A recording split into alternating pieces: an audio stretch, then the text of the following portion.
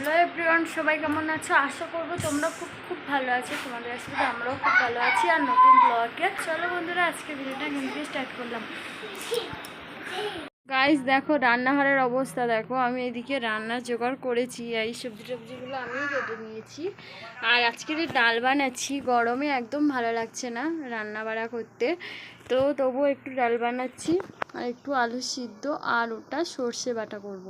তো চলো আমি ঝটপট রান্নাটা এসে উনুন চালে রান্নার সাথে সব কিছু জোগাড় করে নিয়েছি। আর এত গরমের চাপ একদম ভালো লাগছে না, তো কাজকর্ম কি করব বলো, এই গরমে এতে রান্নাও একদম ভালো লাগছে না, তাও উনুনে রান্না। তো বলো ধোঁয়া আর গরমে বাপরে বাপ। তো চলো কিছু করার নেই, রান্না তো করতেই হবে।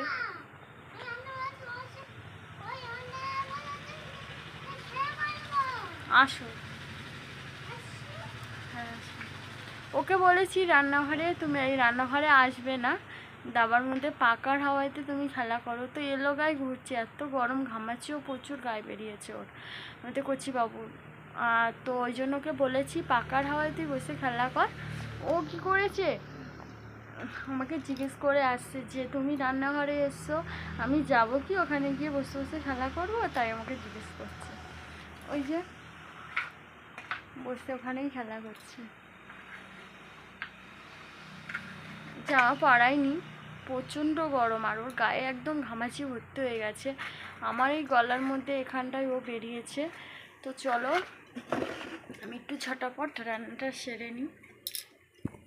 তো ফ্রেন্ডস ফাইনালি আমার রান্না কমপ্লিট করে নিয়ে আমার বাবুকে একটু কিছু খাইয়ে দিয়ে ওকে ঘুম পাড়িয়ে দিয়েছি। আর এখন দুপুর বাজে 2টো, আর আমি এই গরমের মধ্যে ঘুমাতে পারছিলাম না, তো ভাবলাম ঘুমাতে পারছিলাম না, পাখা চলছে, তো আমি আর ঘুমাইনি, আমার একটু কিছু কাজ আছে। তো আমি একটুখানি অনেক দিন পরে একটু হাতে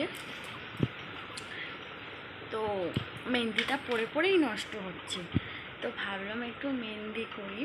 তো আমিও যাব, তো তোমার দাদাভাই যাবে না করছে, তো জানি না কি হবে, তো তবু যার কথা আছে, তো আমি একটু মেহেন্দি করব। তো চলো মেহেন্দিটা করা যাক। আর আমি তো একদমই পারি না তেমন যে মেহেন্দি ভালো আঁকতে পারি, একদমই না, আমি একদমই পারি না আঁকতে। তো জানি না, যেমনই পারবো তেমনই করবো। তো চলো মেহেন্দিটা করা যাক। ফাইনালি 1 ঘন্টা ধরে, 1 ঘন্টা না, চলে এসছিস।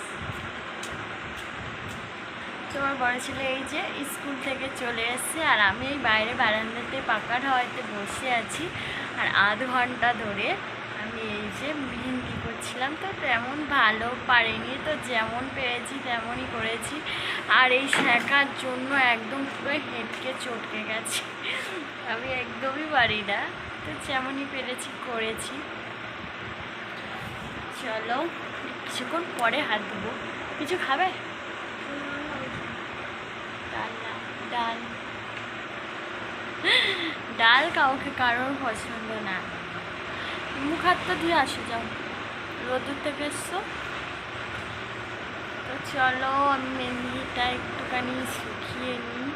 তো আমাদের হাত কালো, ঠিক আছে, হাত কালো হাতে পড়লে মানায়ও না, তো তবুও পড়েছি। একটু তো শখ হয় বলো যে পড়ি। তো চলো মেহেন্দিটা পড়তাম। তো গাইস এই যে মেহেন্দি একদম তুলে দিয়েছি, কত সুন্দর লাগছে দেখো এখন। আর এই যে বলেছিলাম না, এই জায়গাটা একদম ঘেটে গেছে, এই জায়গাটা এই শেখা লেগে একদম পুরো ঘেটে একদম চচ্চড়ি হয়ে গেছে। আর আজকের আমি এই শাড়িটা পরেছি, আজকে অনেকদিন থেকে এই শাড়িটা একবার যেখান থেকে কিনেছি একবারই পরেছি, আর কখনো পরা হয়নি। তো এই যে দেখো একদম সিল্কের সফট শাড়িটা, খুব সুন্দর লাগছে, পরেও আরাম আছে। যে এই জৈবে কাজ করেছি বলে গরমের সময় অসহ্য লাগছে তা না, একদম ভীষণ সুন্দর, শুধু আঁচলটা কাজটা বেশি। এই যে দেখতে পাচ্ছ আঁচলের কাজটা বেশি, আর আর কোথাও তেমন কাজ নেই, সিম্পলভাবেই কাজ। আর আজকে প্রথম এই শাড়িটা ভিডিও বানিয়েছি, প্রথম এই শাড়িটা পরে ভিডিও বানালাম। আদার্স কোনো দিন এই শাড়িটা পরে কখনো ভিডিও বানাইনি, তো ওই জন্য ভাবলাম যে বন্ধুদেরকেও একটু দেখাই, বন্ধুদের সাথেও একটু শেয়ার করেই যাই, তাই না? তো চলো এখন নিচে যাব, কিছু কাজকর্ম আছে সেগুলো একটু কিছু কিছু করে সারবো, সেরে নিয়ে তারপর কথা হচ্ছে।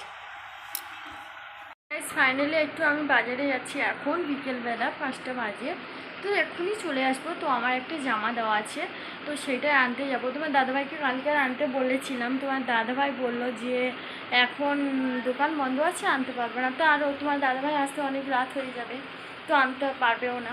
আর কাল সকাল সকাল হয়তো বেরিয়ে যেতে হবে, ওই জন্য আজকের থেকে আগে থেকে এনে নিয়ে নিচ্ছি। তো আমি আর আমার অপু যাচ্ছি। তো চলো, আর একটু কিছু কেনাকাটার আছে। আর আমাদের অপু এই যে এখানে রেডি হয়ে গেছে, ও যাচ্ছে। আর আমাদের বিছানাটা একটু অগোছালো আছে, কারণ ও ঘুমাচ্ছিল, ওই জন্য গুছাতে পারিনি। আর এত বদমাশি করে, বিছানার উপরে উঠলে একদম ঘেঁটে চচ্চড়ি করে দেবে। তো চলো এখন বাজার থেকে ঘুরে আসি। ওখান থেকে বিকেলবেলা থেকে বাজার থেকে বাড়ি চলে এসেছি, এসে সন্ধ্যে কিছু কাজ ছিল সেগুলো সেরেছি, সেরে সন্ধ্যে জেলে দিয়েছি। দিয়ে আজকে সন্ধ্যাবেলা তেমন রান্নার কিছু নেই, তো ভাত ডাল সব আছেই। আর একটু দিদা বলেছিল বুট সিদ্ধ খাবে, তো সেই জন্য একটু গ্যাসে নিচে বুট সিদ্ধ বসিয়েছি। এত লেট হচ্ছে না, বুট সিদ্ধটা সে কখন বসিয়েছি, এখন আধ ঘন্টার বেশি হয়ে গেল, এখনোই সিদ্ধ হয়নি। এখন একদম গোটা, একদম এখন সিদ্ধ হয়নি।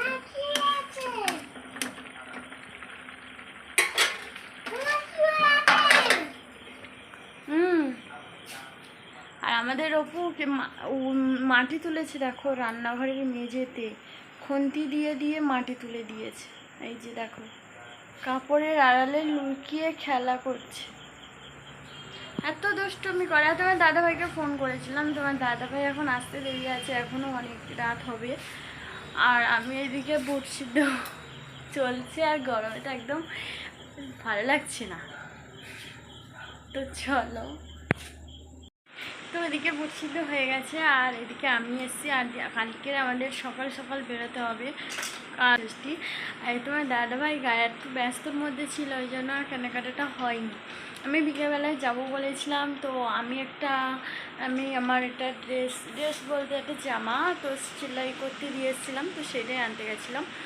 আর কিছু আনিনি বাজার থেকে। আর তোমার দাদাভাই এলে কাল বাজার করতে যাব। আর ওই যে দিদা ওখানে শুয়ে, তো ওই দিদাকে থুয়ে আমার বাড়িতে কাউকে নাই থুয়ে তারপর আমার কোথাও যেতে হবে, তো সেই কারণেই দিদাকে রেখে আর আমরা কাল সকালবেলা বলতে এখান থেকে আমি বাড়ির কাজ সারতে হবে, পুজোর কাজ সারতে হবে একটু। দিদা তো বয়স্ক মানুষ, তো ওনাদেরকে রান্না করে ধুয়ে তারপর একটু 9টা সাড়ে 9টার দিকেই বেরোবো। তো চলো, আজকের ভিডিওটা এখানেই শেষ করছি। ভিডিওটা ভালো লাগলে অবশ্যই লাইক শেয়ার কমেন্ট ও প্লিজ সাবস্ক্রাইব। আর নতুন যদি বন্ধু হয়ে তাকে অবশ্যই ফেসবুকে ফলো করে দিও।